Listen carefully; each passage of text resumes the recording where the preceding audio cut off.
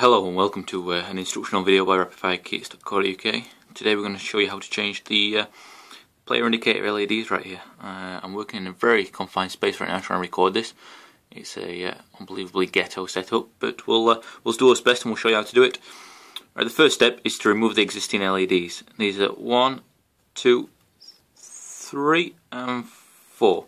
Now the technique we use to remove these is called floating. Now what you do is you get your soldering iron and you simply apply more solder like so. Rub both sides of the LED and then it just wipes off, simply wipes off. Now if you try and force this, you will break the circuit board, you'll pull the traces up and it'll be a complete nightmare. So I'll just show you that again.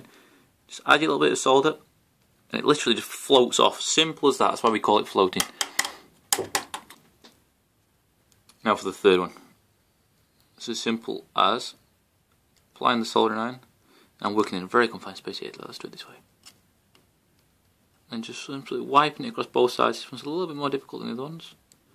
Maybe a little bit more solder there.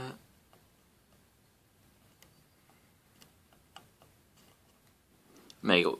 Persistence pays off. Do not force it, just simply keep wiping across it and trying to float it off. The idea is that you heat both sides up. I'm just going to move myself slightly just so I can get at this other one. Again, apply more solder. Try and heat both sides up and float it off, just like that. Now you'll be able to see on here there's little white dots at each side. There's one right at the top there, right at the top there, right at the top there, and right at the top there. That shows you the polarity of which way the LEDs need to go.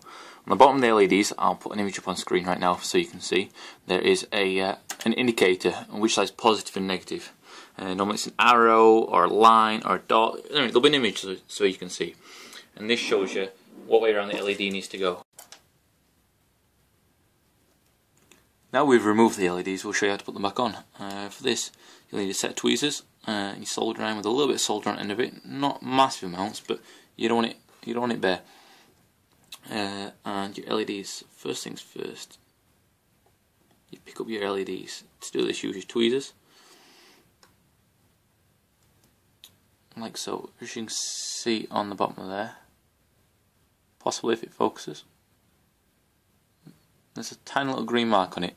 It's like a T. On the bottom of the T, the part that points downwards shows you where the negative side of the LED is. This lines up with the dots that we showed you earlier on the circuit board. And this is simply the polarity. So what you do is you lay LED place and just tack it down ever so gently. You almost lay it in place and then bring the soldering iron in and try and almost stick it to it. And then we come around here, connect the other side, and then come back and then just double check your connection, like so. That's the first LED in place. Now we'll do the second LED. Sometimes these come out the pack all funny, upside down, line sort of on the tops, and you'll not be able to attach them like that way. So you'll have to just mess around on the side.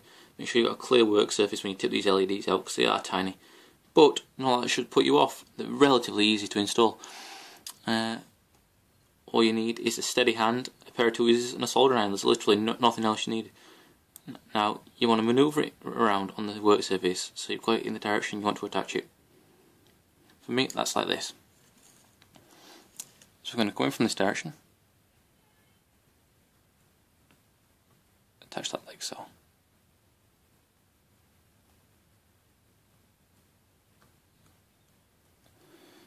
Now I just move that with the soldering iron, so it's very easy to correct.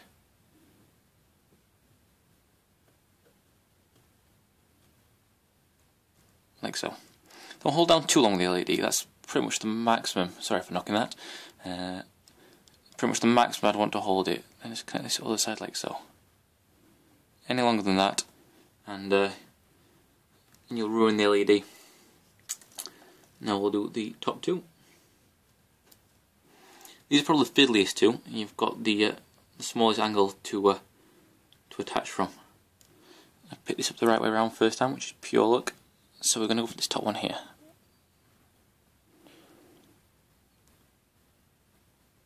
So we lay the LED in place and ignore the green spray paint on my thumb. That's another project I've got going on right now. Simply attach it like so. attach this other side. I'm more soldering my iron right now.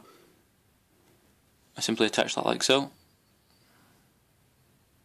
and then the other side, double check my connection. Apologies for knocking it again, it's a very ghetto setup I'm using right now.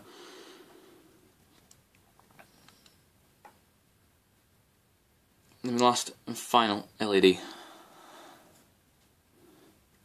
this top side, if my camera decides to focus. Sorry, I'm sort of blocking the light as I come in here. There's no other way around it really. Same again, lay it in place. Tack down the side I want down first. Let go of the LED. Come round, attach to the side. I keep knocking that. Then go back. If you want, you can go back and double check your connections.